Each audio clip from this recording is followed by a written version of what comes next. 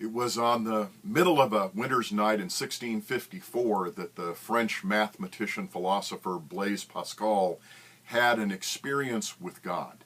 He described it as an encounter with fire. He described it as a meeting with the God of Abraham, Isaac, and Jacob, rather than an encounter with the God of theologians and philosophers. First time I heard that account of his encounter with God, it made me reflect on my own. I have a certain affinity for theology and philosophy. I have a certain capacity to think theologically. I got an A in God in seminary. I do theology reasonably well, and I value that, value it highly. But I also understand that it's not enough just to have a God of philosophers and theologians. Desperately need the encounter with the God of Abraham, Isaac, and Jacob.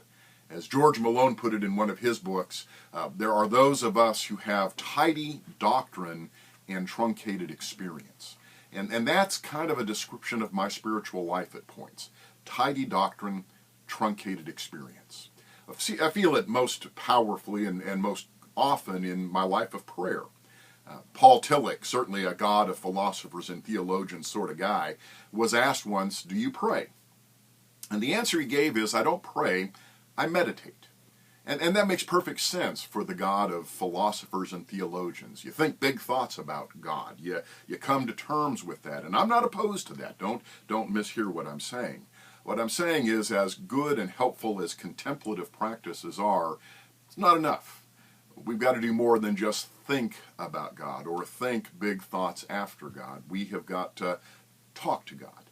We've got to come to a place where we can enter into that dynamic conversation with God that is the traditional understanding of prayer. Maybe my best teacher for this kind of prayer is an unexpected source, certainly not a philosopher or a theologian, but a character from a Broadway musical, Tevye in Fiddler on the Roof. I remember the first time I saw that movie and thinking about the way that he interacted with God spontaneously, argumentatively, with a certain degree of intimacy and impertinence. I long to have that kind of relationship with God where I could just talk as friend with friend. It's very different from the God of philosophers and theologians. That is the God of Abraham, Isaac, and Jacob.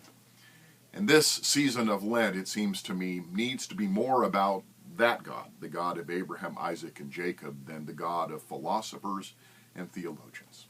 And so my challenge to myself, my challenge to you in this Lenten season is to think less about God and to talk more to God, to encounter the God of Abraham, Isaac, and Jacob more than the God of philosophers and theologians, and see where that leads you.